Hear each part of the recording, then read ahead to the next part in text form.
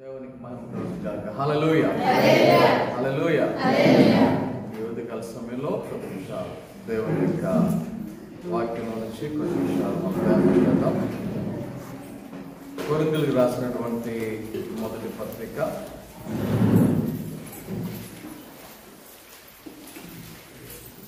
14వ అధ్యాయం మొదటి వచనాన్ని చదువుకుందాం. ప్రేమ కలిగి ఉండుటకు ప్రయాసపడుడి, ఆత్మ సంబంధమైన వరములను ఆసక్తితో అపేక్షించుడి, విశేషముగా మీరు ప్రవచన వరము అపేక్షించుడి. చదవబడిన వాక్యాన్ని ఈ యొక్క ఉదయకాల సమయంలో కొద్ది నిమిషాలు ధ్యానం చేద్దాం.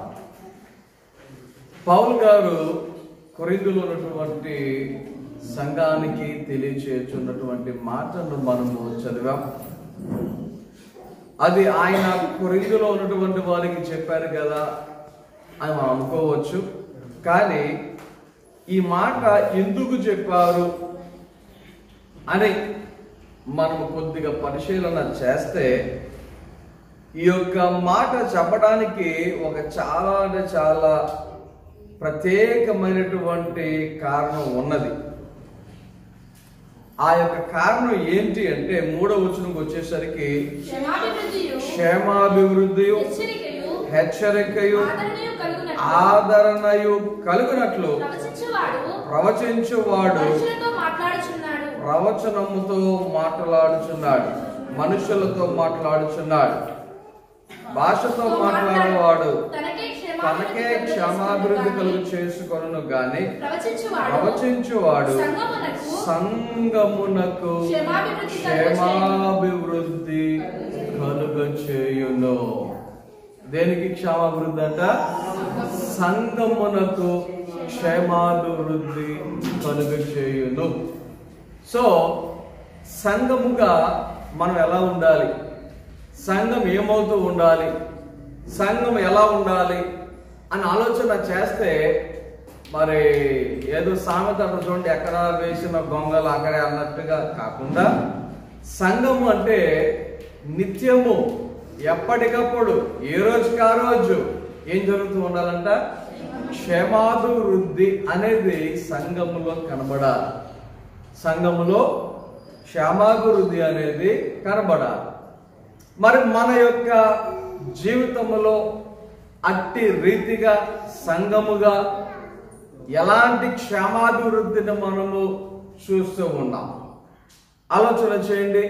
మనం అనుకోవచ్చు, అవునండి మా సంఘము చాలా అంటే చాలా బాగా క్షేమాభివృద్ధి చెందుతుంది అని మనం అనుకోవచ్చు.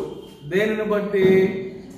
లోకానుసారమైన భౌతిక పరమైన మనకి కంటికి కనబడుతున్నటువంటి వాటిని బట్టి. ఏమండి మరి స్టార్టింగ్ లో ఇంట్లో ఒక వరండాలో పెట్టుకునే వాళ్ళు, తర్వాత 2 రూములో కూర్చునే వాళ్ళం, తర్వాత 3 రూముల్లో కూర్చునే వాళ్ళం, ఆ తర్వాత పైన దుబ్బుగడ్డితో ఒక చిన్న షెడ్ లాగా వేసుకొని చేసాం. ఆ తర్వాత మరలా దుబ్బుగడ్డిని మరలా హైట్ పెంచి చేసాము.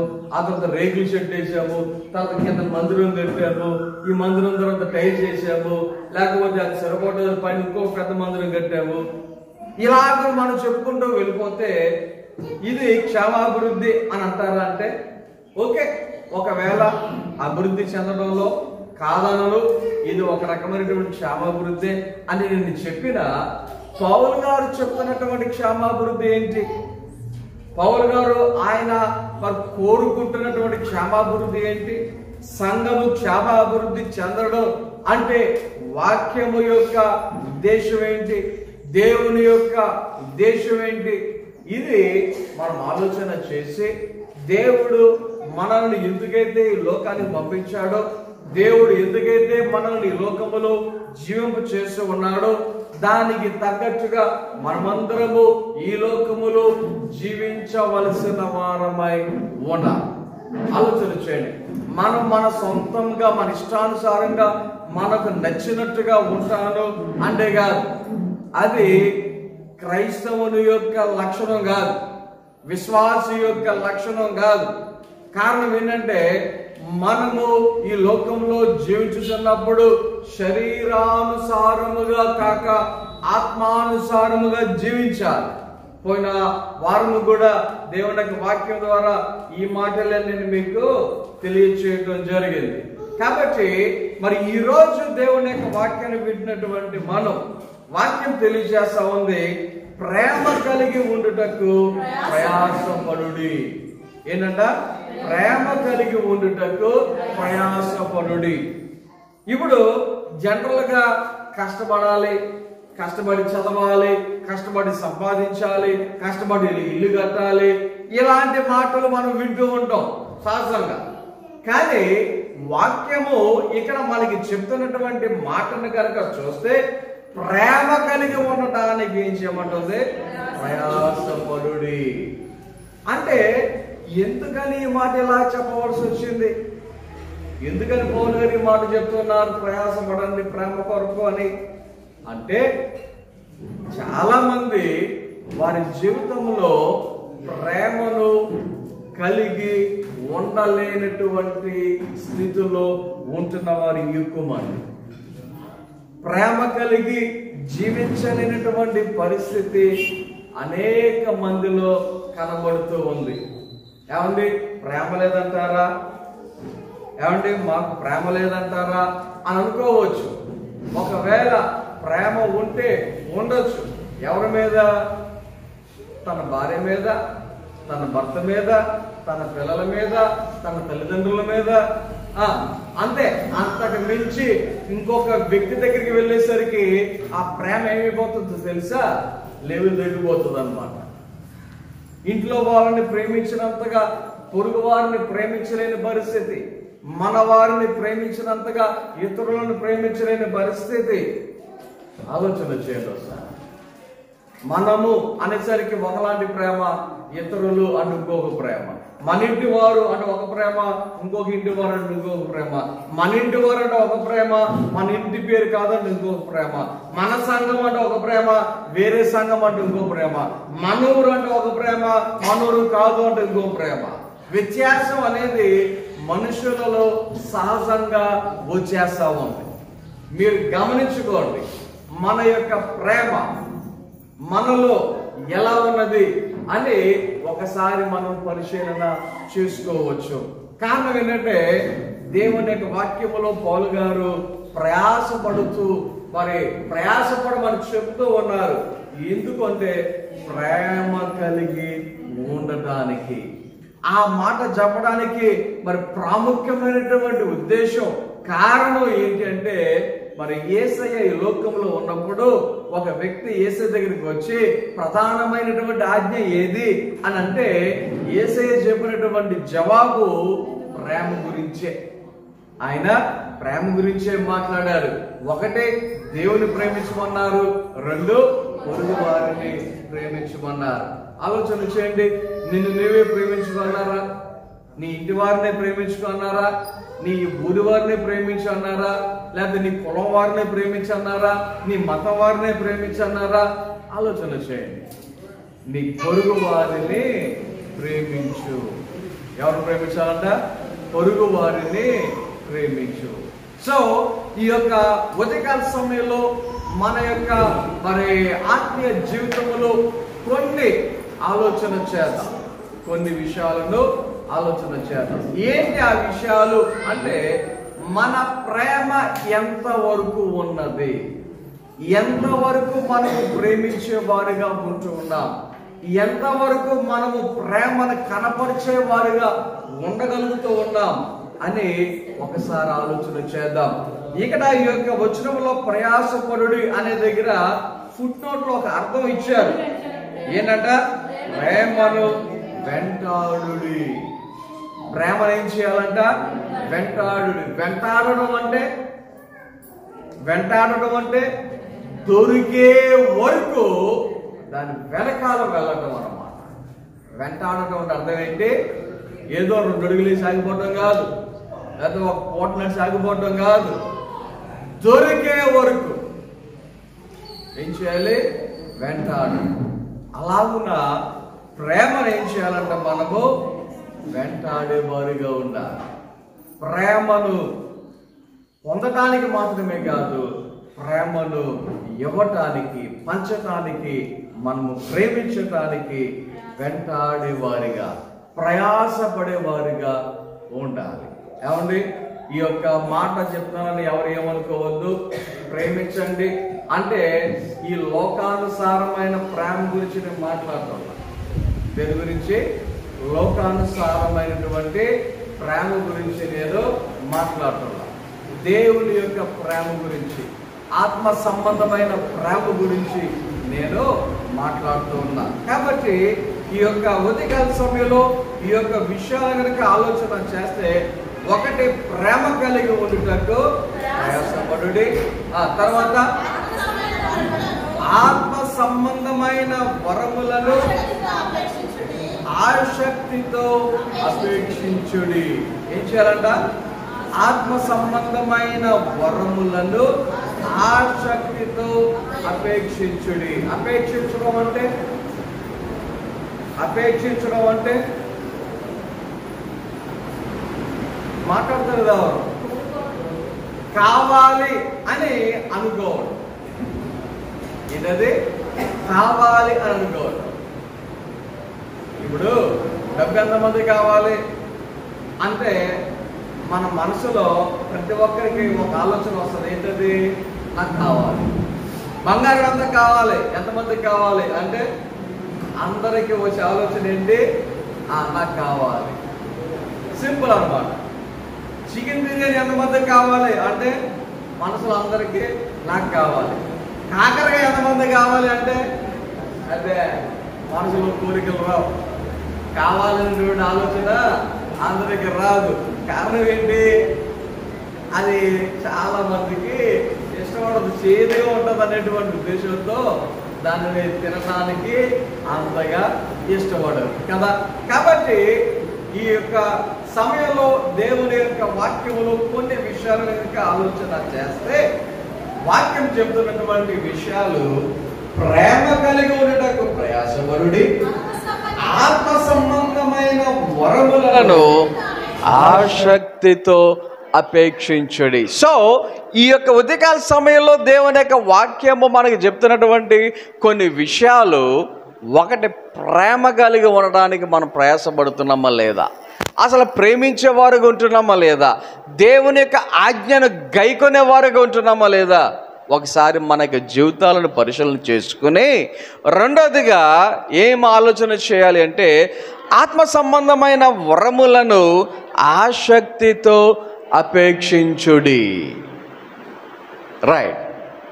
ఇప్పుడు ఆత్మ సంబంధమైన వరములు, ఆత్మ సంబంధమైన వరములు. ఇప్పుడు ఆత్మ సంబంధమైన వరములంటే,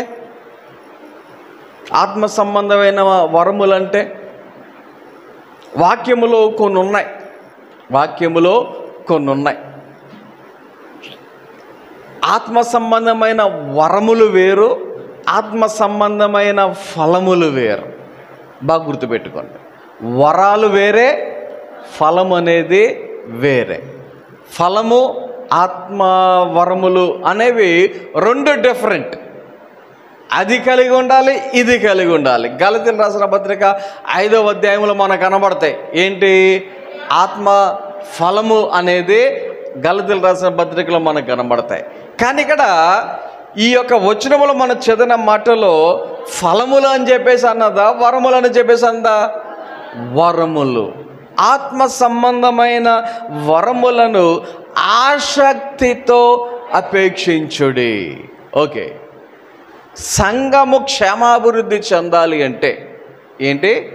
సంఘము క్షేమాభివృద్ధి చెందాలి అంటే సంఘములో ఉన్న ప్రతి ఒక్కరూ, విశ్వాసగా పిలువబడుతున్న ప్రతి ఒక్కరూ, దేవుని బిడ్డగా పిలువబడుతున్న ప్రతి ఒక్కరూ, క్రైస్తవునిగా పిలువబడుతున్న ప్రతి ఒక్కరూ ఏం కలిగి ఉండటానికి ఇష్టపడాలి అంటే వాక్య ప్రకారముగా ఆత్మ సంబంధమైన వరములను మనము కలిగి ఉండాలి. కొంతమంది అనుకుంటారు ఇది కేవలం పాస్టర్ గారికి మాత్రమే అనుకుంటారు, ఇది కేవలం సేవకుడికి మాత్రమే అనుకుంటారు. కానీ వాక్యం ఎక్కడ కూడా సేవకుడు మాత్రమే ఆత్మ సంబంధమైన వరాలు కలిగి ఉండాలి, విశ్వాసులకు అవసరం లేదు అని ఎక్కడ కూడా వాక్యము చెప్పడం లేదు. ప్రతి ఒక్కరూ ఎలా ఉండాలి అంటే ఆత్మ సంబంధమైన వరములను ఆసక్తితో అపేక్షించేవారుగా ఉండాలి.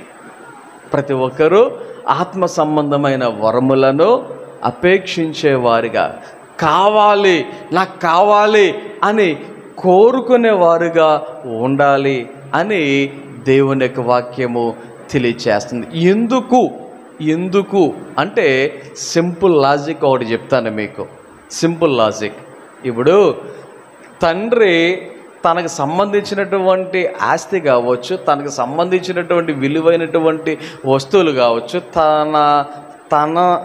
తదనంతరం ఎవరికి చెందాలని కోరుకుంటాడు? ఎవరికి? తన పిల్లలకే కదా. కొంతమంది అనుకుంటారు ఏమంటే కొడుకులకే అనుకుంటారు. ఒకవేళ కొడుకు లేడు, కూతురే ఉంది, తదనంతరం కూతురికి చెందదా? ఆలోచన చేయండి. ఈ రోజుల్లో మనకి సుప్రీంకోర్టు కూడా కొన్ని గైడ్ లైన్స్ ఇచ్చింది. అబ్బాయికే కదా అమ్మాయికి కూడా ఏం చేయాలంట? సమానంగా ఆస్తిని పంచిపెట్టాలన్నట్లుగా కొంత తీర్పుని ఇవ్వడం కూడా జరిగింది కదా. కాబట్టి తల్లిదండ్రులు ఎలాగైతే వారికి కలిగినది వారి పిల్లలకు కలిగి ఉండాలి అని కోరుకుంటారో, అలాగే మన తండ్రి అయినటువంటి దేవుడు కూడా ఆయనకి సంబంధించినది ఆయన బిడ్డలైన మనము కూడా కలిగి ఉండాలని కోరుకుంటున్నాడు. అర్థమవుతుందా? ఆయన ఏదైతే కలిగి ఉన్నాడో సేమ్ అది ఆయన బిడ్డలైన మనము కలిగి ఉండాలని ఆయన యొక్క ఆశ, ఆయన యొక్క కోరిక, ఆయన యొక్క చిత్తము, ఆయన యొక్క ఆలోచన, ఆయన యొక్క ఉద్దేశము. కాబట్టి ఆయన బిడ్డలుగా ఎంతవరకు మనము ఈ లోకములో ఆయనకు సంబంధించిన ఆత్మ వరములను కలిగి ఉన్నాం, ఎంతవరకు ఆత్మ సంబంధమైన వరములను మనం కలిగి ఈ లోకములో జీవించగలుగుతూ ఉన్నాం. చూడండి, ఇదే కొరింథీయులకు రాసిన పత్రిక 12వ అధ్యాయంలో 4వ వచనం నుంచి మనం చదువుకుంటూ వెళ్తే, కృపావరములు నానా విధములుగా ఉన్నవి కానీ ఆత్మ ఒక్కడే. ఒక వరము కాదంట, నానా వరములు ఉన్నాయి. ఒకటి కాదు, చాలా రకాలైనటువంటి వరములు ఉన్నాయి కానీ ఆత్మ ఒక్కడే. మరియు పరిచర్యలు నానా విధములుగా ఉన్నవి కానీ ప్రభువు ఒక్కడే. పరిచర్యలు చాలా రకాలు ఉన్నాయి. చెయ్యాలి అని అనుకుంటే ఒక్క పరిచర్య కాదు, చాలా రకాలైన పరిచర్యలు ఉన్నాయి. గమనించండి, సంఘము క్షేమాభివృద్ధి చెందడం అంటే ఏంటి అంటే, ఒకటి కృపావరములు కలిగి ఉండటం, పరిచర్యలు చేసేవారుగా ఉండటం.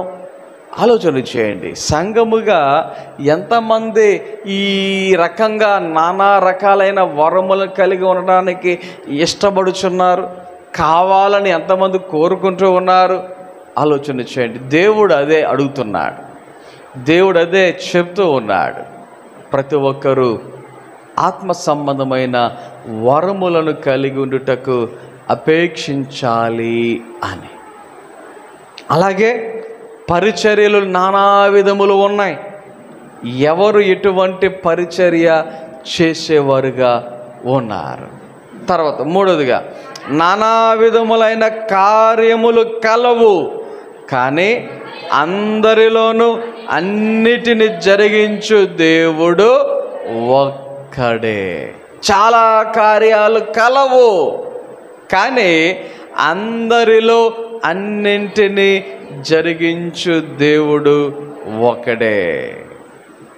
ఈ యొక్క ఉదయకాల సమయంలో మనం ఆలోచన చేస్తే చాలా కార్యాలు ఉన్నాయి, చాలా పరిచర్యలు ఉన్నాయి, అలాగే చాలా వరములు ఉన్నాయి.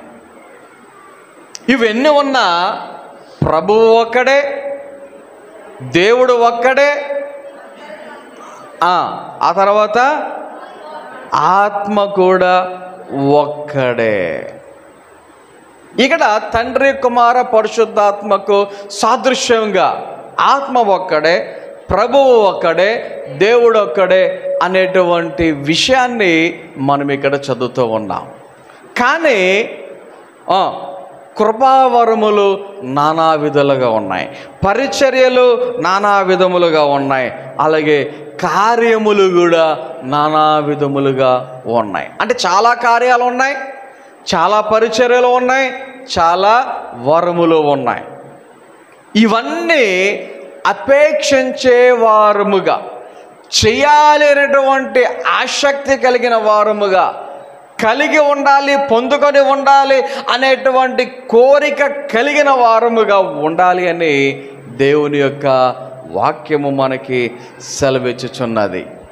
చాలామందికి తెలియనటువంటి విషయం ఏంటంటే, మరి పరిశుద్ధాత్మ వరము మీకు ఉందా అని ఒకవేళ ఈ ప్రశ్న మీకు వేయబడితే మీరేమంటారు?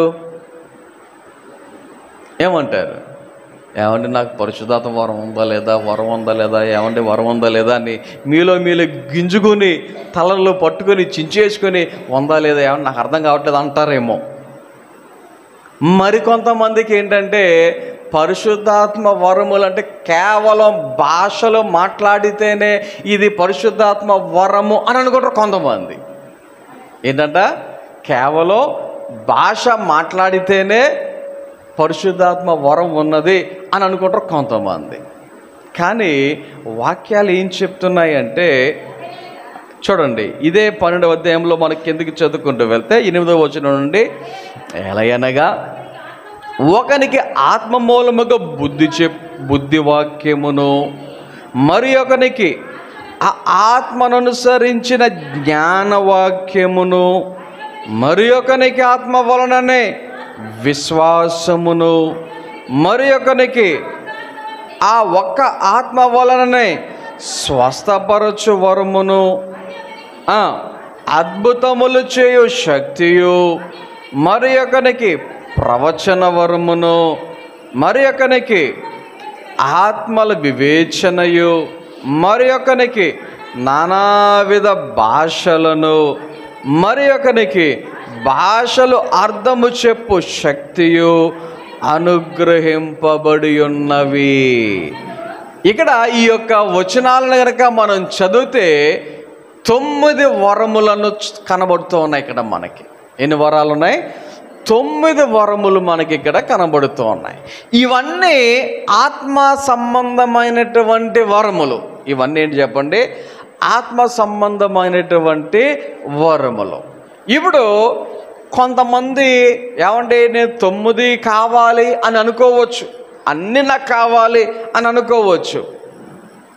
అయితే అడిగినంత మాత్రాన ఈ 9 వరాలు వచ్చేస్తాయా అంటే రావు. కారణం ఏంటంటే నువ్వు అడిగినందుకు కాదు, నీ సామర్థ్యమును బట్టి దేవుడు ఏం చేస్తాడు? నీకు అనుగ్రహిస్తాడు. ఎవరిని బట్టి? నీ సామర్థ్యాన్ని బట్టి, నీ ఆసక్తిని బట్టి, నువ్వు అపేక్షించుచున్నటువంటి విధానాన్ని బట్టి, నువ్వు కోరుకుంటున్నటువంటి విధానాన్ని బట్టి దేవుడు నీకు ఏం చేస్తాడు? అవి ఇస్తాడు. ఆలోచన చేయండి. దేవుని యొక్క వాక్య ప్రకారముగా ఈ యొక్క విషయాలు మరి దేవుడు మనకు ఇచ్చేటువంటి పరిస్థితులు. ఆత్మవరాలు అంటే ఈ చదవబడినటువంటి 9 విషయాలు అని మనకు కనబడుతున్నాయి. కానీ ఇది అందరికీ రావు, అందరికీ కాదు. ఎవరైతే ఆయనను సొంత రక్షకునిగా అంగీకరిస్తారో, ఎవరైతే ఆయనను నా దేవుడు నా కొరకు చనిపోయి తిరిగి లేచి మరలా తిరిగి రాబోతున్నాడు అని మరి ఒప్పుకుంటారో, నమ్ముతారో, విశ్వసిస్తారో, లేకపోతే ఆయన మరి నా కొరకు చనిపోయాడు అని, నా పాపాలను నేను ఒప్పుకుంటే నన్ను క్షమిస్తాడు అని ఎవరైతే నోటితో ఒప్పుకుంటారో, ఆలోచన చేయండి, అటువంటి వారికి మాత్రమే ఆయన ఈ రకమైనటువంటి వరములను ఇచ్చేటువంటి వాడిగా ఉన్నాడు. కానీ ఈ రోజుల్లో కొన్ని పరిస్థితులను కనుక మనం గమనిస్తే కొన్ని చోట్ల రకరకాలైనటువంటి పరిస్థితులు కనబడుతున్నాయి. అవన్నీ చెప్పడానికి మంచిది కాదు. కానీ ఈ వరాలు దేవుడు ఎందుకు ఇచ్చాడంటే సంఘ క్షేమాభివృద్ధి కొరకు అని వాక్యం చెప్తుంది. ఎందుకు ఇచ్చాడు? సంఘ క్షేమాభివృద్ధి కొరకు అని వాక్యం చెప్తూ ఉంది. కానీ కొంతమంది ఏం చేస్తున్నారో తెలుసా? వాటి ద్వారా వాళ్ళు అభివృద్ధి చెందేటువంటి పరిస్థితి. అంటే దీనికి కారకుడైనటువంటి దేవునిని వెనక్కి నెట్టేసి వీళ్ళు ముందుకు వచ్చి వీళ్ళు హైలైట్ అయ్యి వీరు పేరు ప్రఖ్యాతులు పొందుకొని దేవునిని తక్కువ చేసినట్టుగా మాట్లాడి, నేను ప్రార్థన చేస్తే, నేను చెయ్యేస్తే, నేను నూనెస్తే అన్నట్లుగా నేను అనేది అయిపోయింది కొంతమందికి. గమనించండి, ఇవన్నీ వాస్తవాలు. నేను లేనిపోని మాటలు ఏమి కూడా నేను చెప్పడంలా, వాస్తవాలు. ఈ వరాలు ఎందుకు ఇచ్చాడు దేవుడు అంటే సంఘ క్షేమాభివృద్ధి కొరకు. వీటిని పొందుకుని మనం ఏం చేయాలి అంటే, ఇంకో మాట చెప్తున్నాను, మన కొరకు మనం వాడుకోవటం కాదంట, మన కోసం మనము వాడుకోవటం కాదంట, సంఘ క్షేమాభివృద్ధి కొరకు వాడాలి. లేకపోతే ఇతరులకు మేలు చేయటానికి వాడాలి. ఎవరికి? ఇతరులకు మేలు చేయటానికి. జనరల్గా చాలామంది యొక్క ఆలోచన విధానం ఎలాగుంటుందంటే, మేలు చేయాలంటే మనకు మనమే చేసుకోవాలి, పక్కనోడి సంగతి నాకు ఎందుకు. మీకు చిన్న ఉదాహరణ చెప్తే మీకు అర్థం కావటానికి, మన పిల్లోడు కింద పడ్డాడు అనుకోండి, మనం ఏం చేస్తాం? ఏం చేస్తారు మీరు? మీ పిల్లోడు కింద పడితే మీరు ఏం చేస్తారు? ఉరుకులు పరుగులు. అబ్బాయి నేను కూర వండుతున్నాను, కాసేపు నాకు వస్తాను, అక్కడే ఉండంటారా? నేను బట్టలు ఆరేస్తున్నాను, పడ్డావా అక్కడే ఉండు, నేను బట్టలు ఆరేసిన తర్వాత వస్తాను అంటారా? ఏం చేస్తారు?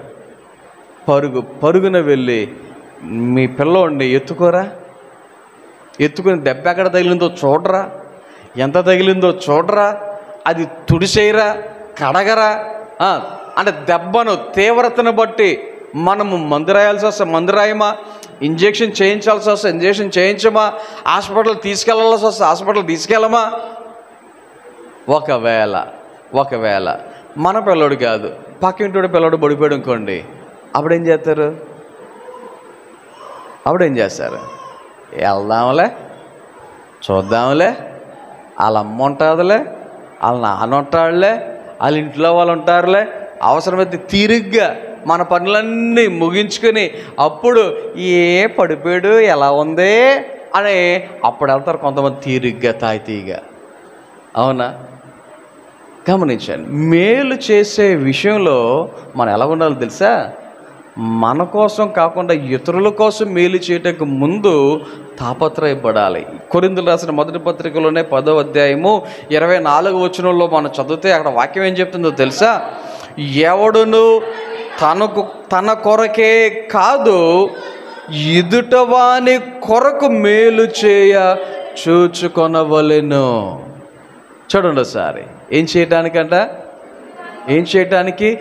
ఎదుటవానికి మేలు చేయ చూచుకొనవలెను. ఆలోచన చేయండి, మన జీవితంలో మనము మనకే మేలు చేసుకోవటానికి ప్రయత్నాలు చేస్తాము తప్ప ఎదుటవానికి మేలు చేయడానికి ఆసక్తి చూపం, ఇంట్రెస్ట్ చూపం, ఆలోచన రాదు. కానీ వాక్యం ఏమంటుందో తెలుసా? ఎదుటవాని కొరకు నువ్వేం చేయటానికి చూసుకోవాలి? మేలు చేయ చూచుకోవాలి. మన యొక్క ఆత్మీయ జీవితంలో నీవు ఆత్మీయముగా ఉన్నావు, ఆత్మీయముగా నడుస్తున్నావు అని మరి ఎలా రుజువు చేసుకోవచ్చు అంటే సింపుల్. ఎదుటవానికి మేలు చేసే మనసు ఉందా? ఎదుటవానికి మేలు చేయ చూచుకొనుచున్నావా? అలాంటి ఆలోచన, అలాంటి మనసు, అటువంటి హృదయం నీకు ఉంది అంటే నువ్వు ఆత్మ సంబంధమైన మనుష్యుడవే, ఆత్మ సంబంధమైన దానివే. ఇప్పుడు ఎదుట వారికి మేలు చేయ చూచుకొనగలిగినప్పుడు. కాబట్టి దేవుని బిడులుగా మా వాక్యము మనకి తెలియచేస్తున్నటువంటి కొన్ని మాటలు, మరి కొంతమందికి కొన్ని కోరికలు ఉంటాయి. ఎవరైనా నాకు ఏమైనా ఇస్తే బాగుండు, ఎవరైనా నాకు 10 రూపాయలు ఇస్తే బాగుండు, 10 రూపాయలు పాతకాలం అనుకుంటా, కనీసం ఒక 100 ఇస్తే బాగుండు, ఆ 100 ఇచ్చిన ఏం సరిపోతుంది, బిర్యానీ రావట్లా, 1000 ఇస్తే బాగుండు అనుకునే రోజులు ఈ రోజులు కదా. ఎవరైనా నాకు గిఫ్ట్ ఇస్తే బాగుండు. ఆలోచన చేయండి. మన ఇంట్లో ఏదైనా ఫంక్షన్ జరిగిందనుకో, ఫంక్షన్ జరిగినప్పుడు కొంతమంది ముందుగానే ఊహలో ఏమని, నాకు ఎంతో చేయొచ్చు, వాళ్ళు ఇది చేయొచ్చు, వాళ్ళు అది చేయొచ్చు అన్నట్టుగా కొంతమందికి ఊహలో. రైట్, నీ ఊహలు ఉంటే మంచిదే, తప్పులేదు. కానీ వాక్యంలో ఒక మాట ఉంది, వాక్యంలో ఉన్న మాట చెప్పే ముందు జనరల్గా చెప్పే ఒక మాట కూడా నేను మీకు చెప్తాను. అది మీకు తెలిసిందే. మనం ఎవరికైనా పెట్టాల్సి వచ్చినప్పుడు మనం బుక్ తీసుకుంటాం. ఎందుకని, మన ఇంట్లో జరిగినప్పుడు వాళ్ళు ఎంత ఇచ్చారు అని. అప్పుడు దాన్ని బట్టి మనం ఏం చేస్తాం, 10 ఇచ్చాడు కాబట్టి 10 ఇవ్వాలి, 100 ఇచ్చాడు కాబట్టి 100 ఇవ్వాలి, 500 ఇచ్చాడు కాబట్టి 500 ఇవ్వాలి అన్నట్లుగా ఆలోచన చేస్తారా, చెయ్యరా? వాక్యంలో మత్తయి సువార్త 7వ అధ్యాయంలో మనం చదివితే అక్కడ 12వ వచనంలో ఒక మాట యేసయ్య చెప్తున్న మాట ఇలా చెప్తున్నాడు ఆయన, కావున మనుషులు మీకు ఏమి చేయవలనని మీరు కోరుదురో అలాగుననే మీరును వారికి చేయుడి. ఎలా చేయాలంట మనుషులకి ఎలా చేయాలంట, వారు మనకి ఎలా చేయాలి అని కోరుకుంటామో మన వాళ్ళకి చేయాలి. బాగా అర్థం చేసుకోండి. వాళ్ళు మీకు ఎలా చేశారు, మీరు వారికి అలా చేయండి అని చెప్పలేదు ఇక్కడ. వారు మనకి ఎలా చేశారో మీరు అలా చేయండి అని చెప్పడంలా. వాక్యం ఏమంటుంది, మనుషులు మీకు ఏం చేయాలి, ఎలా చేయాలి అని మీరు కోరుకుంటారో అలాగున మీరు ఇతరులకు చేయుడి. సో ఈ యొక్క ఉదయకాల సమయంలో మన యొక్క జీవితంలో ఎంతవరకు అటువంటి రీతిగా మన యొక్క ఆలోచనలు, ఉద్దేశాలు ఉన్నాయి, ఇతరులకు మేలు చేసే ఆలోచన ఎంతమంది కలిగి ఉన్నారు? ఈ యొక్క మరి వాక్యములో కొన్ని విషయాలను కనుక మనము చూస్తే, మరి కొరింథీయులకు రాసిన మొదటి పత్రిక 14వ అధ్యాయంలో మనం చదువుతున్నాం కదా, ఈలాగున మీరు ప్రేమ కలిగి ఉండటకు ప్రయాసపడటం, ఆత్మ సంబంధమైన వరములతో ఆసక్తితో అపేక్షించడం, ఇవన్నీ ఎందుకు అంటే ఎందుకని చెప్పాను, సంఘమునకు క్షేమాభివృద్ధి కొరకు. 12వ వచనంలో చదివితే, మీరు ఆత్మ సంబంధమైన వరముల విషయమై ఆసక్తి గలవారు గనుక సంఘమునకు క్షేమాభివృద్ధి కలుగు నిమిత్తము అవి మీకు విస్తరించినట్లు ప్రయత్నము చేయుడి. చూడండి, ముందేమో పొందుకొనటానికి అపేక్షించుడి అని వాక్యం చదివాం కదా. ఇప్పుడు 12వ వచనంకి వచ్చేసరికి ఏమని చదువుతున్నాం, అవి పొందుకోవటం మాత్రమే కాదు, మీరు ఏదైతే పొందుకున్నవి మీలో ఏమవ్వాలంట, విస్తరించాలి. విస్తరించడం అంటే పెరగాలి, అభివృద్ధి చెందాలి, ఎక్కువ అవ్వాలి. ఆలోచన చేయండి. మన జీవితంలో ఆత్మ సంబంధమైనటువంటి ఈ విషయాలు మనం ఎంతవరకు కలిగి ఉన్నాం, ఎంతవరకు మనము చేయగలుగుతూ ఉన్నాం? 3 చెప్పాను ఇందాక.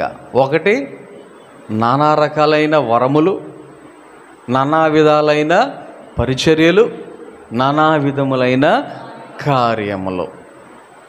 ఇప్పుడు వీటిని మనము చేస్తున్నామా లేదా? చేసేటువంటివి ఇవి మనము కలిగి ఉన్నామా లేదా? వాక్యం చెప్తుంది, అవి మీలో విస్తరించాలి. ఏమవ్వాలి? విస్తరించాలి. ఈ రోజుల్లో చాలామంది యొక్క ఉద్దేశాలు ఎలా ఉన్నాయంటే, నేను రీసెంట్గా ఒక ఫంక్షన్కి వెళ్ళా. అది దురదృష్టం అనాలో ఏమనాలో తెలియదు, కానీ సమయానికి స్టార్ట్ అవ్వాల, సమయానికి ప్రోగ్రాం స్టార్ట్ అవ్వాల.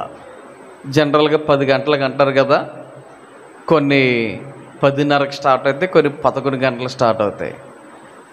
కానీ మొన్న విచిత్రంగా ఒక కార్యక్రమం సాయంత్రం 4 గంటలకు స్టార్ట్ అవ్వాల్సి వచ్చింది. ఉదయం 10 గంటలకు అన్నది ఎన్ని గంటలకి?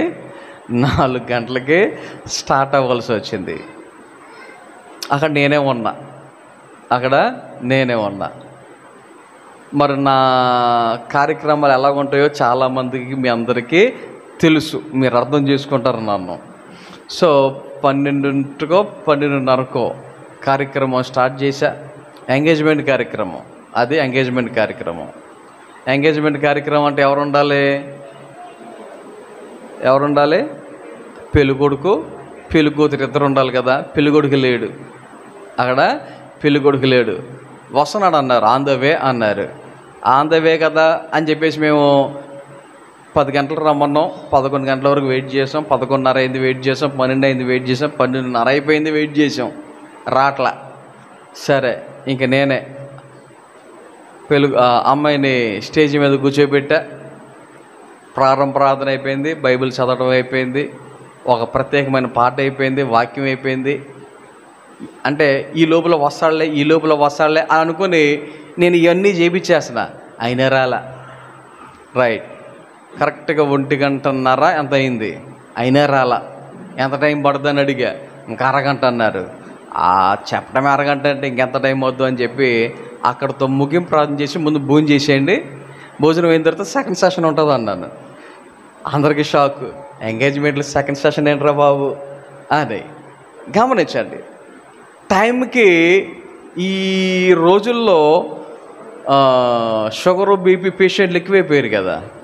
టైంకి పడకపోతే బాడీ షివరింగ్ వచ్చేసేటువంటి పరిస్థితులు కదా. కాబట్టి మనం ఏం చేయాలి? ప్రతిదానికి తగ్గట్లుగా మనము నడుచుకోవాల్సినటువంటి పరిస్థితి కదా.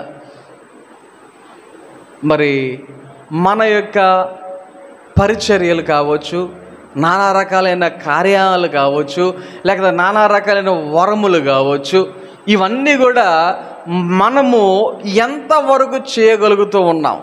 కొంతమంది వీటిని ఏమంటే నాకు ఇంతకులేండి, నాకు వద్దండి, నాకు ఇష్టం లేదండి అని అనుకుంటారు. కానీ వాక్యం చెప్తుంది, ఆత్మ లేనివాడు వాక్యం చెప్తుంది. నేను చెప్తాను అన్నమాట. ఆత్మ లేనివాడు, క్రైస్తవులుగా మనందరి యొక్క లాస్ట్ డెస్టినేషన్ ఏంటి? మనం ఎక్కడికి వెళ్ళాలి? ఎక్కడ ఉండాలి? పరలోకంలో ఉండాలి. పరలోకములో మనమందరం కూడా చేరుకోవాలి. కానీ వాక్యం ఏమంటుంది? ఆత్మ లేనివాడైతే నావాడు కాదంటుంది. అంటే పరలోకానికి సంబంధించిన వాడు కాదంటుంది. అంటే పరలోకానికి అర్హుడు కాదు అని చెప్తుంది. ఆలోచన చేయండి. చాలా చాలా సెన్సిటివ్ టాపిక్ అన్నమాట ఇది. మన జీవితంలో ఆత్మ సంబంధమైన వరములను మనం కలిగి ఉండటం అంటే దాని అర్థం ఏంటంటే పరిశుద్ధాత్మను మనం కలిగి ఉండటం. అది కలిగి ఉండకపోతే దేవుడేమో నావాడు కాడు అని చెప్తా ఉన్నాడు. కాబట్టి చాలా జాగ్రత్తగా మీరు ఆలోచన చేసి ఆత్మ వరములను కలిగి ఉండటానికి అపేక్షించేవారుగా ఉండాలి. మరొకసారి చెప్తున్నాను, ఆత్మ కలిగి ఉన్నవారు ఎలా ఉంటారు అంటే వారు శరీరానుసారముగా జీవించారు. వారు ఎలా జీవించారు? శరీరానుసారముగా మరి ఎలా జీవిస్తారు? ఆత్మానుసారముగా నడుచుకుంటారు. వారు ఎలా నడుచుకుంటారు? ఆత్మానుసారముగా నడుచుకుంటారు. మరి మన జీవితంలో మనం శరీర కార్యాల మీద మనసు పెడుతున్నామా, ఆత్మ సంబంధమైన కార్యాల మీద మనసు పెడుతున్నామా? ఆలోచన చేయండి. ఇక్కడ వాక్యం చెప్తుంది, ప్రేమ కలిగి ఉండుటకు ప్రయాసపడుడి. ప్రేమ కలిగి ఉండటానికి ప్రయాసపడాలి. మరి మన జీవితంలో మన ఇంట్లో వాళ్ళకి పెట్టడానికి మనకి మనసు బుద్ధి చేతులు వస్తాయి, పక్కనోడికి పెట్టాలంటే అసలు జేబులోకే చేతులలో, ఇంకా బయటికి ఏం తెస్తాం? బయట వాళ్ళకి చెయ్యాలి అంటే కనీసం మన జేబులోకే చేతులు వెళ్ళని పరిస్థితి. మన సంబంధించిన వారిని ఒకలాగా చూస్తాం, వేరే వాళ్ళని ఇంకోలా చూస్తాం. ఎప్పుడు? ప్రేమ లేనప్పుడు.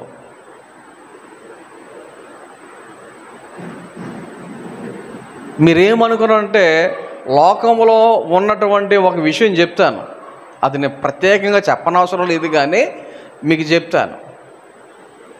అత్తాకోడళ్ళ గురించి మాట్లాడుకుంటే, ఎవరి గురించి? అత్తాకోడళ్ళ గురించి మాట్లాడుకుంటే అత్తగారికి కూతురు ఒకలాగా చూస్తుంది, కోడల్ని మరొకలాగా చూస్తుంది.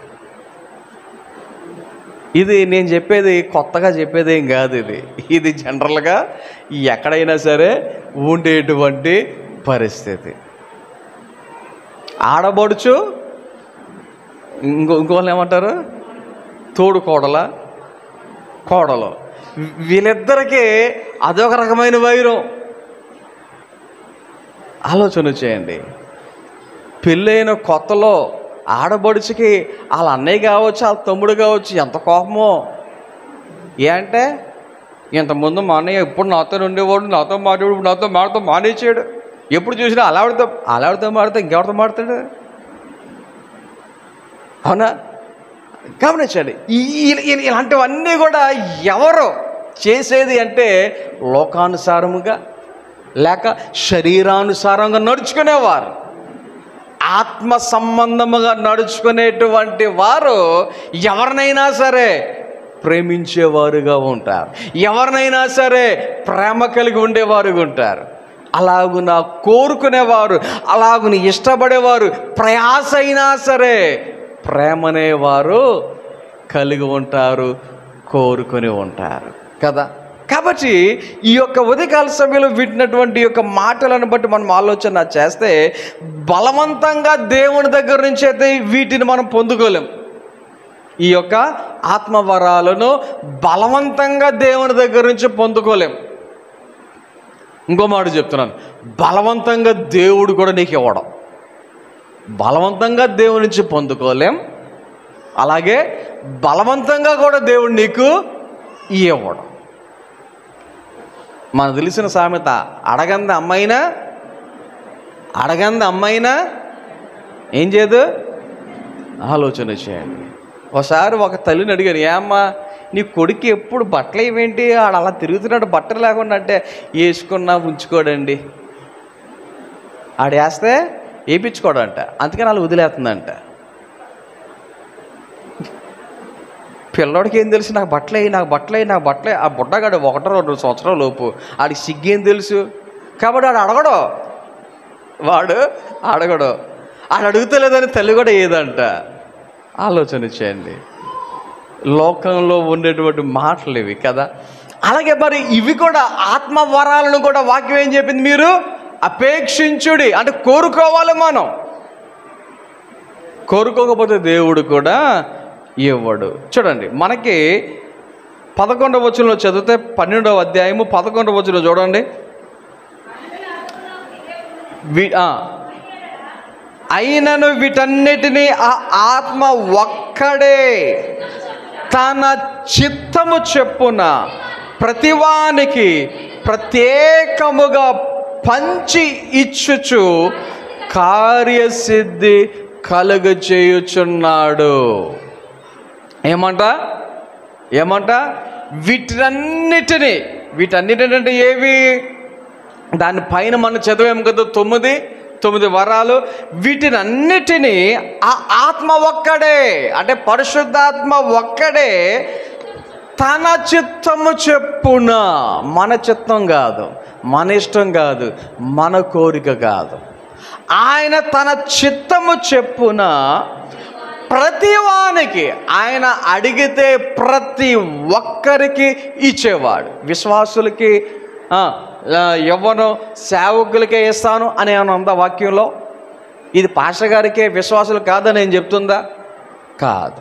అందరికీ, ప్రతి ఒక్కరికి ప్రత్యేకముగా పంచి ఇచ్చుచు.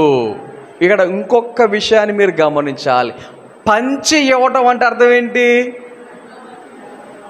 అన్నీగో ఇదిగో తీసేసుకో, అన్నీగో తీసేసుకో అంటున్నారా? కాదు. 9 వరాలు ఉన్నాయి కదా, ఒకరికి 1 ఇవ్వచ్చు, ఒకరికి 2 ఇవ్వచ్చు, ఒకరికి 3 ఇవ్వచ్చు, ఒకరికి 5 ఇవ్వచ్చు, ఒకరికి 9 ఇవ్వచ్చు. ఆయన ఇష్టం. అది మన సామర్థ్యాన్ని బట్టి, నీ యొక్క ఆత్మీయ స్థితిని బట్టి ఆయన మనకు ఇస్తాడు. ఆలోచన చేయండి. 7వ వచనం చదవండి ఒకసారి. అయినను అందరి ప్రయోజనము కొరకు ప్రతివానికి ఆత్మ ప్రత్యక్షత అనుగ్రహించబడుచున్నది. ప్రతి ఒక్కరికి ఇవ్వాలి, ఉండాలి అనేది ఆయన యొక్క ఉద్దేశం. సో ఈ పరిశుద్ధాత్మ వరాలు మనలో ఉన్నాయి అని మనం చెప్పాలి అంటే దానికి రుజువు ఏంటి అంటే ఒకటే, మనము ఈ చెప్పబడినటువంటి 9 వరాలలో ఏదైనా మనము చేసేవారముగా ఉన్నామా లేదా, చెప్పగలిగే వారముగా ఉన్నామా లేదా ఆలోచన చేయండి. ఇందులో మనం చేయగలిగినవి చాలా ఉన్నాయి. వాక్యం చెప్పడం చెప్పలేరా? వాక్యం చెప్పడం అంటే కేవలం ఇక్కడ స్టేజ్ మీదకి వచ్చి మైకు పట్టుకుని ఎక్కడి నుంచి చెప్తేనే వాక్యం అవుతుందా? ఆలోచన చేయండి. నీ ఫ్రెండ్స్కి కావచ్చు, నీ యొక్క కొలీగ్స్కి కావచ్చు, నీతో పాటు ఉన్నటువంటి మరి ఇతరులకు కావచ్చు, ఎంతవరకు దేవుని సువార్తను చెప్పగలుగుతున్నాం, వాక్యాన్ని చెప్పగలుగుతున్నాం ఆలోచన చేయండి. వాక్యం చెప్పడము కూడా ఒక వరమే అని వాక్యం చెప్తా ఉంది. అంత మాత్రమే కాదు, ఇంకా కొన్ని చూస్తే మరి విశ్వాసం కలిగి ఉండడం కూడా ఒక వరం అని చెప్తుంది వాక్యంలో. ఏంటది? విశ్వాసం. ఇక్కడ విశ్వాసం లేని వాళ్ళు ఎవరైనా ఉన్నారా? అసలు విశ్వాసం లేదన్న వాళ్ళు ఎవరైనా ఉన్నారా?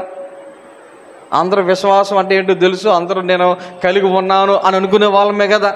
సో విశ్వాసం మనం కలిగి ఉన్నాము అంటే దాని అర్థం ఏంటనమాట?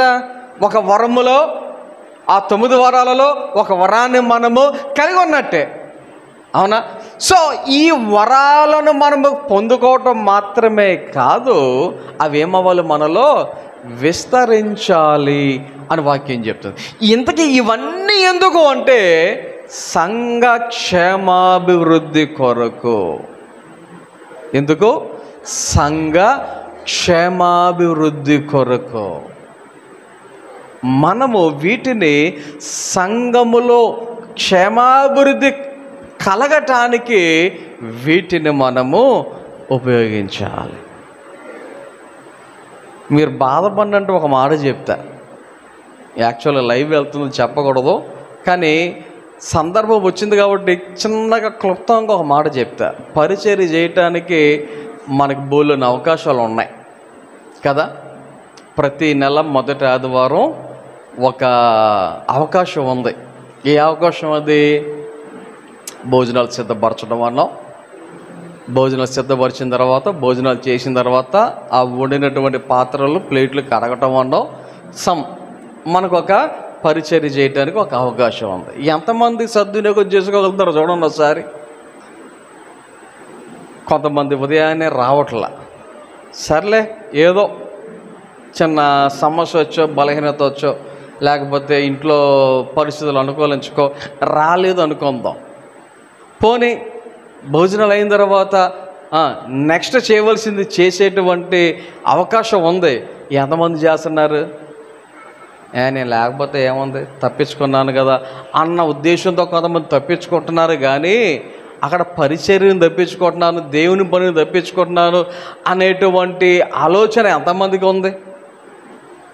చూడండి ఒకసారి. మనం అనుకుంటాం నా బట్టలు తడిచిపోతాయి, ఇదే మనంతా లోక సంబంధమైన ఆలోచనే, శరీర సంబంధమైన ఆలోచనే. ఏంటి? నా బట్టలు బాడైపోతాయి. గమనించండి, నీ బట్టల కన్నా ప్రాముఖ్యమైనది ఏముంది? అక్కడ చాలా ఉన్నాయి.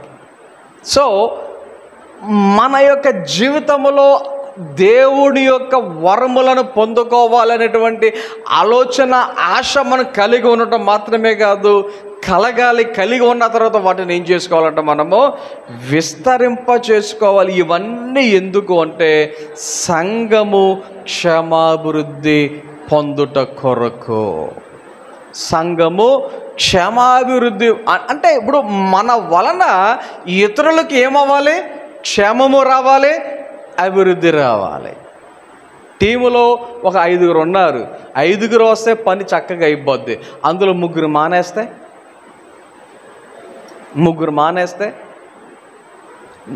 ఒకళ్ళు అనుకోవచ్చు, నేను ఒక్కదాన్నే మానేసా, మిగతా 4 ఉంటారులే అనుకుంటారు.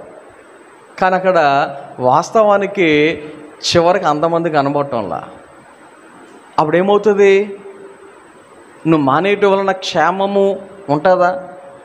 అభివృద్ధి ఉంటుందా? అంటే పని జరుగుద్దా? ఆలస్యమవుద్ది, ఆటంకపడుద్ది. అర్థమవుతుందా? సో మనం చేయగలిగినటువంటి పరిచర్య దేవుడు నీకు ఇచ్చినప్పుడు నువ్వు చేయటానికి ఎలా ఉండాలన్నమాట? ఆసక్తి కలిగినటువంటి వారుగా. దాని వలన మనం ఇంకా ఏం చేయాలి అంటే అది అభివృద్ధి అయ్యేటట్లుగా మనము చేయాలి. లాస్ట్కి ఒక్క మాట చెప్తా. పైన మనం చదివినటువంటి మాటలో ఆఖరి భాగం మొదటి వచనం 14వ అధ్యాయం మొదటి వచనం, విశేషముగా మీరు ప్రవచన వరమును అపేక్షించుడి. దేనిని అపేక్షించాలంట?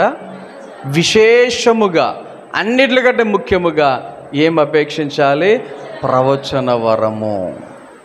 ప్రవచనము అంటే జరగబోయే దానిని చెప్పటమే ప్రవచనం అంటారు కదా. ఇప్పుడు సంఘములో క్షేమాభివృద్ధి కొరకు మరి విశేషముగా దేనిని అపేక్షించాలని వాక్యం చెప్తుంది? ప్రవచనం అంటే మన నోటి నుంచి వచ్చేదే ప్రవచనం. మన నోటి నుండి వచ్చేటువంటి మాటే ప్రవచనం. నీకేం కాదు, నీకు అంత మంచిగా జరుగుద్ది అని నువ్వు అన్నావు అనుకో, అదే ప్రవచనం. అర్థమవుతుందా? నీ నోటంట వచ్చే మాటే ప్రవచనం. వాక్యంలో మనందరూ తెలిసినటువంటి ఒక మాట ఉంది, జీవ మరణములో నాలుక వశము అనేటువంటి మాట మనకు తెలుసు కదా. అన్యులు కూడా ఒక మాట ఎలా చెప్తారు, ఏదని అన్నారనుకో, తదాస్త ఏదో అంటాయంట దేవతల పైనుండి. ఒక మాట అంటే దేవతలు ఏమంటాయంట? తదాస్త అంటాయంట. కాబట్టి నువ్వు అన్నది జరిగిపోద్ది అన్నటువంటి ఆలోచన, అలాంటి ఉద్దేశం అన్యులకు కూడా ఉంటుంది. అవునా? ఇప్పుడు నీ నోటంట వచ్చే మాట ప్రవచనం. ఇప్పుడు నీవు నీ పిల్లలతో ఎలా మాట్లాడాలి? నీకేం కాదు, నువ్వు 10th క్లాస్ పాస్ అవుతావు, ధైర్యంగుండు, రైట్, ప్రవచనం. అలా కాకుండా నువ్వు ఫెయిల్ అవుతారా అంటే ఆడు మనసులో అదే ఉండిపోద్ది. నేను ఎంత చదువుని ఫెయిల్ అవుతానేమో అని ఇంట్లో వాళ్ళు అన్న మాటను బట్టి వాడు ఫెయిల్ అవుతానేమో అనుకుని ఇంక ఎంత చదువునా ఫెయిల్ అయినప్పుడు చదువుతూ ఎందుకని మొత్తమే మానేస్తాడు. అవునా? కొన్నిసార్లు మనం తెలియక మన పిల్లల్ని దేవుడు చక్కగా వాళ్ళని మనకి ఒక మంచి బహుమానముగా వేస్తే వాళ్ళు ఒరెగ్గాడిదా, లేకపోతే అది ఇది అన్నట్లుగా మనం సంబోధించి వాళ్ళని తిట్టి నానా రకాలుగా మాట్లాడేటువంటి పరిస్థితులు కొంతమంది తల్లిదండ్రుల్లో కనబడుతూ ఉంటాయి. ఆలోచన చేయండి, మన మాటే ఏమై ఉన్నది? ప్రవచనమై ఉన్నది. సో ఆ ప్రవచనం ఏమవ్వాలి? సంఘము క్షమాభివృద్ధి చెందటానికి, పొందటానికి నీ మాట ఉండాలి. మరి మన మాటలు ఎలా ఉన్నాయి? నువ్వు ఎవరితో మాట్లాడినా, నువ్వు ఇంట్లో వాళ్ళతో మాట్లాడినా, స్నేహితులతో మాట్లాడినా, బంధువులతో మాట్లాడినా, ఇరుగు పొరుగు వారితో మాట్లాడినా, శత్రువులతో మాట్లాడినా కూడా నీ మాట ఎలా ఉంది? ఒక విషయం మర్చిపోవద్దు, నీ మాట ఒక ప్రవచనం అన్న మాట మర్చిపోవద్దు. నీ నోటంటే వచ్చే మాట ఒక ప్రవచనం అనేటువంటి విషయాన్ని మర్చిపోవద్దు. సో క్షమాభివృద్ధి కలిగి మాటలు మాత్రం మాత్రమే మీరు మాట్లాడండి. ఎవరికైనా దెబ్బ తగిలిందా? మీ మాట ఎలాగ ఉండాలి? తగ్గిపోద్ది, ఏం కాదు. అలాగండి రే చచ్చిపోతావు అలాంటి మాట వద్దు. ప్రవచనాలు అవి. సో మన యొక్క ఆత్మ సంబంధమైనటువంటి జీవితంలో మనము దేవుని యొక్క ఆత్మని కలిగి ఉన్నాము అంటే దానికి సూచన ఏదంటే నువ్వు మాట్లాడే మాటే. ఏంటి చెప్పండి? నువ్వు మాట్లాడావు. కలహాలను పుట్టించే రీతిగా మాట్లాడితే ఆత్మ అలా మాట్లాడదు, పరిశుద్ధాత్మ అయితే అలా మాట్లాడదు. మన జీవితంలో ఎలా ఉన్నాం, ఎలా మాట్లాడుతున్నాం ఒకసారి పరిశీలన చేసుకుందాం. మరి ముఖ్యముగా ప్రేమ కలిగి ఉండటానికి ప్రయాసపడదాం. 13వ అధ్యాయంలో, కొరింథీయులకు రాసిన మొదటి పత్రిక 13వ అధ్యాయంలో మనం చదివితే 2వ వచనంలో మాట చెప్తుంది, ప్రవచించు కృపావరము కలిగి మర్మములన్నీయు జ్ఞానమంతయు ఎరిగిన వాడునైనను కొండలను పెకిలింపగల సంపూర్ణ విశ్వాసము గలవాడనైనను ప్రేమ లేని వాడనైతే నేను వ్యర్థుడను. పౌలు గారు చెప్తున్న మాట, నీకు ఎన్ని కృపావరాలు ఉన్నా, నువ్వు ఎన్ని అద్భుతాలు చేయగలిగిన శక్తి ఉన్నా, ఏమి లేకపోతే వ్యర్థుడంట? ప్రేమ లేకపోతే వ్యర్థుడను. సో ఈరోజు మనం విన్నటువంటి మాటలను బట్టి నా సారాంశం ఏంటంటే, ప్రేమ కలిగి ఉండటానికి ప్రయాసపడదాం, ప్రేమించడానికి ప్రయాసపడదాం. 1. 2, ఆత్మ సంబంధమైన వరములను అపేక్షించే వారుగా ఉండి అందులో మరి ముఖ్యముగా ప్రవచన వరమును కలిగి ఉండడానికి కారణం ఏంటంటే, మనందరం ఎప్పుడు చూసినా ఉదయం నుంచి రాత్రి పడుకునే వరకు లొడ వాగుతూనే ఉంటాం మనం. అవన్నీ ప్రవచనాల కింద లెక్క. జాగ్రత్త, మీరు ఎవరితో ఎలా మాడుతున్నారో జాగ్రత్త. అయితే ఎన్ని వరాలు ఉన్నా, నువ్వు ఎంత అద్భుతాలు చేసినా ప్రేమ లేకపోతే వ్యర్థము అని వాక్యం చెప్తుంది. కాబట్టి ఈ ప్రేమ అనేది మనము కలిగి మనకు మాత్రమే కాదు ఇతరులకు చూపించి మేలు చేయటం అనేది మనకు మాత్రమే కాదు ఇతరులకు మేలు చేసేవారుగా ఉండేటట్లుగా మనం చూచుకొని దేవునికి ఇష్టలుగా నడుచుకుందాం. కొద్ది మాటలు మనందరి వెనుకడిలో దేవుడు ఫలింపచేసి నడిపించును గాక. ఆమేన్. ప్రార్థన చేసుకుందాం. అందరూ తలలు ఉంచండి, కన్ను మూసుకోనండి. ప్రార్థన. పరిశుద్ధుడా, మహోన్నతుడా, నీ ఘన నామమునకు వందనాలు, స్తోత్రాలు తండ్రి. నీ బిడ్డలైన మమ్మల్ని అందరినీ సజీవులుగా ఉంచి ఈ ఉదయకాల సమయంలో నీ సన్నిధికి నడిపించి పాటల్లో, ఆరాధనలో, వాక్యంలో, సాక్ష్యంలో తోడుగా ఉండి దేవా మీరు చూపించిన కృపను బట్టి, నడిపించే విధానాన్ని బట్టి వందనాలు, స్తోత్రాలు తెలియజేసుకుంటూ ఉన్నాం. పాల్గొన్న ప్రతి ఒక్కరిని బట్టి వందనాలు దేవా. నీ సన్నిధికి వచ్చి ఆరాధించి నీ వాక్యాన్ని ధ్యానించి మీరు చేసిన మేలును బట్టి దేవా నీకు కానుకలు, అర్పణములు సమర్పించినటువంటి బిడ్డలను బట్టి వందనాలు. ప్రతి ఒక్కరిని 30 60 100 ఫలింపచేయమని ప్రార్థన చేయించున్నాం. విన్న వాక్య ప్రకారముగా దేవా మరి మేము ప్రేమను కలిగి ఉండటానికి, అది ప్రయాసైన వెంటాడటానికి సహాయం చేయమని ప్రార్థన చేయించున్నాం. అలాగే దేవా నీకు ఆత్మ వరములను పొందుకోవటానికి దేవా ప్రతి ఒక్కరు ఆసక్తిని కలిగి ఉండులాగున సహాయం చేయమని ప్రార్థన చేయించున్నాం.